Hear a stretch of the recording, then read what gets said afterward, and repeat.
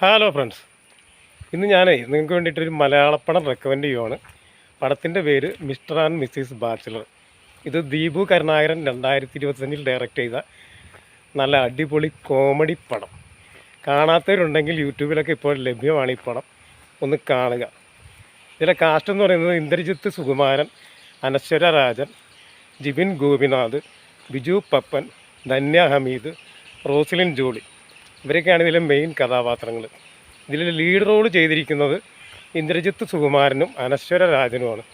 അപ്പോൾ എല്ലാവർക്കും അറിയാം, അനശ്വര രാജൻ്റെ പടം എന്ന് പറയുമ്പോൾ അത്യാവശ്യം കോമഡി കൂടി പുള്ളിക്കാരത്ത് കൈകാര്യം ചെയ്യും. ഈ പടത്തിലും അത്യാവശ്യം നല്ല കോമഡി, ക്ലാസ് കോമഡി കൈകാര്യം ചെയ്തിട്ടുണ്ട്.